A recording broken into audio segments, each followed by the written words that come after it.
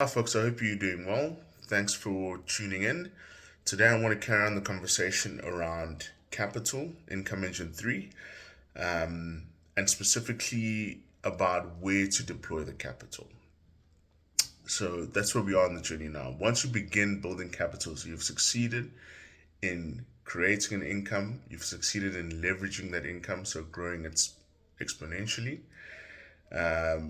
You've succeeded in keeping some of that income and saying, hey, I can't spend all of this. I need to allocate some of this to capital, which is money specifically there for creating future wealth.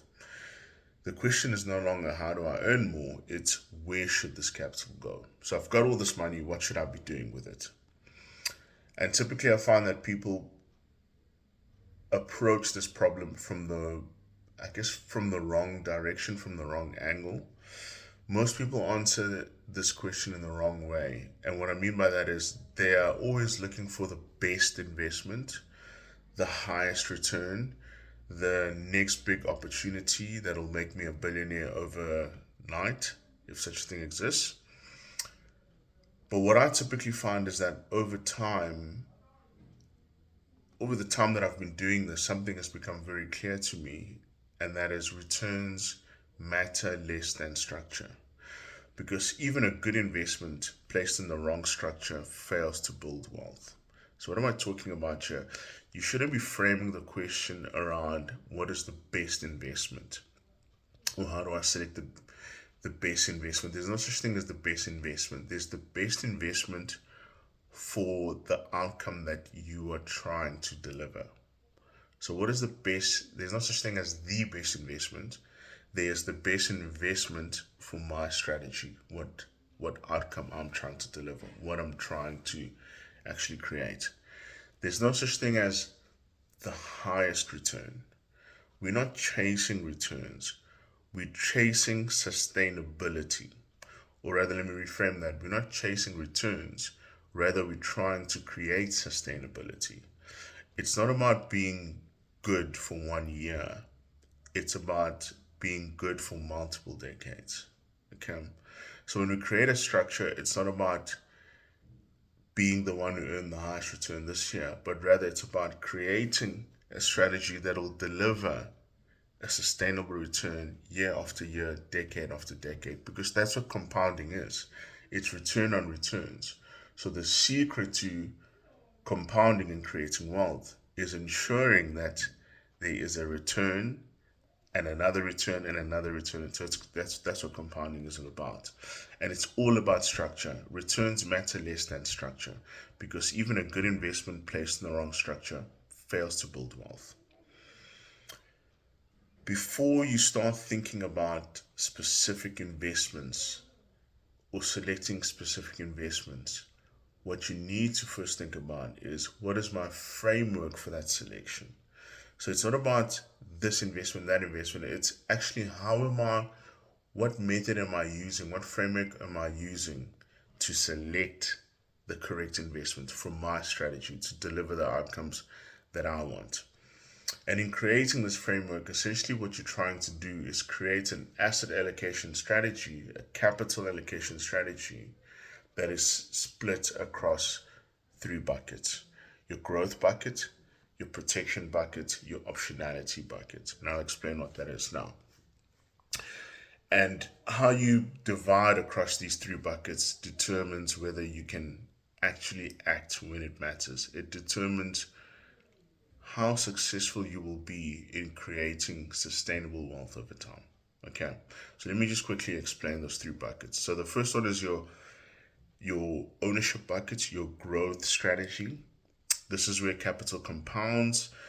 These are the assets you own that grow over time. So typically it's you owning a business so that you can use leverage, or it's you buying into shares, into equities, so that you can own a piece of a business. Same concept. You can either do it yourself, or if you're not a business owner, you can buy into a business through equities.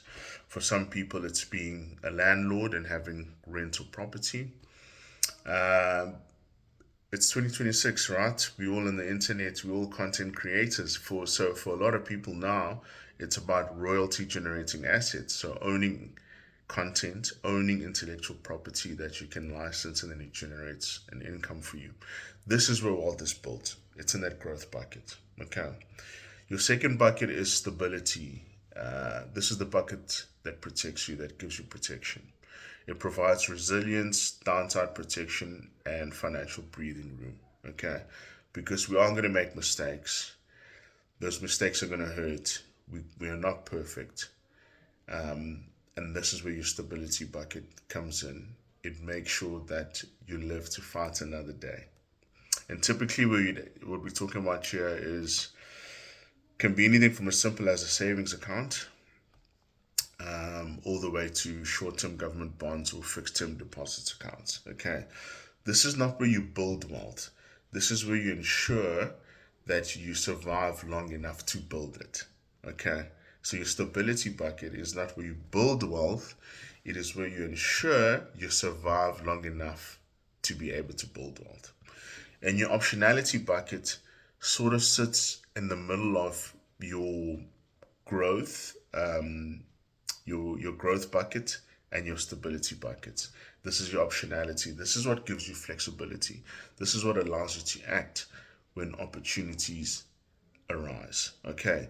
This is where capital stays ready, accessible, uncommitted. In practice, this typically would sit in something like a money market account, not locked away, but it's available to you within days. It's optionality, it's not idle cash. Okay, so that's why I wouldn't put it like in a check account or something like that. It's strategic liquidity.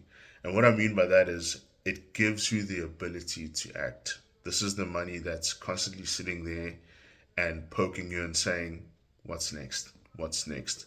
What is the next opportunity? It gives you the ability to act without needing to rearrange your whole life to do so. That's your optionality bucket. Most people don't fail because they chose the wrong investment.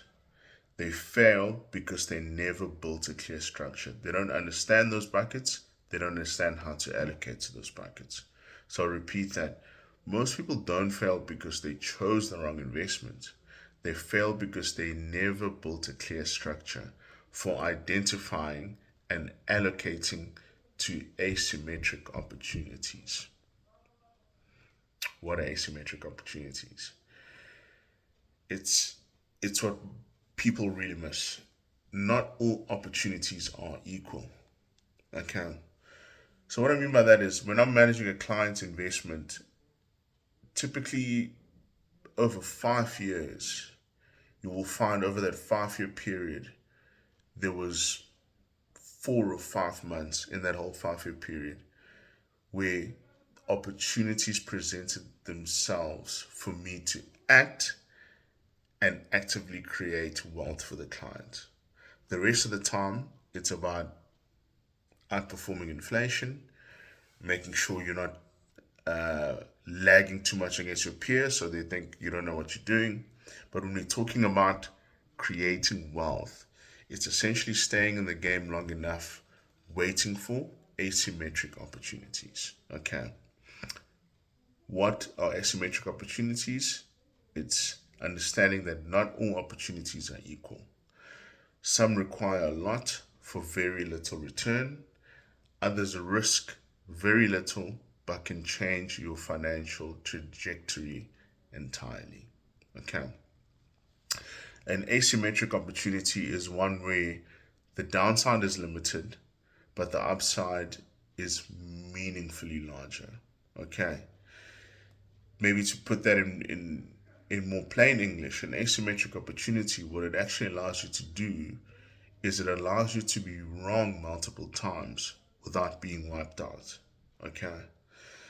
More importantly, what it allows you is that you can be wrong multiple times without being wiped out because the few times that you are right more than compensate you for the times that you were wrong.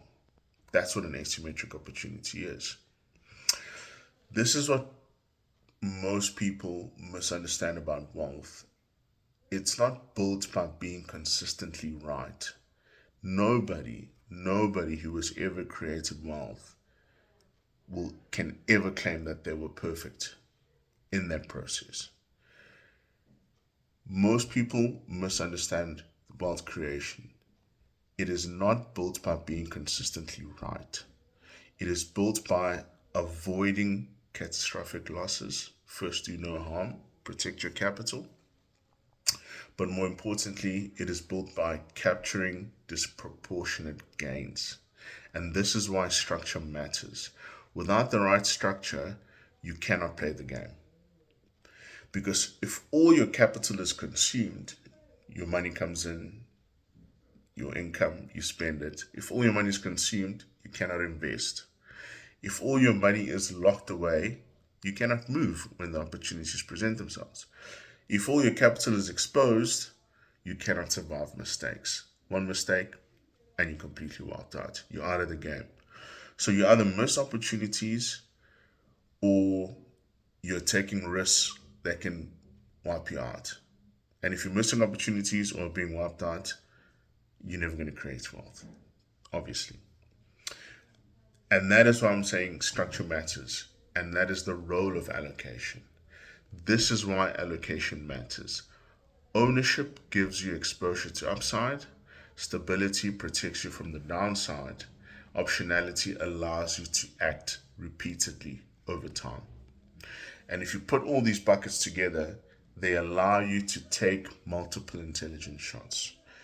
They allow you to be wrong multiple times because the few times that you are right, it more than makes up for it.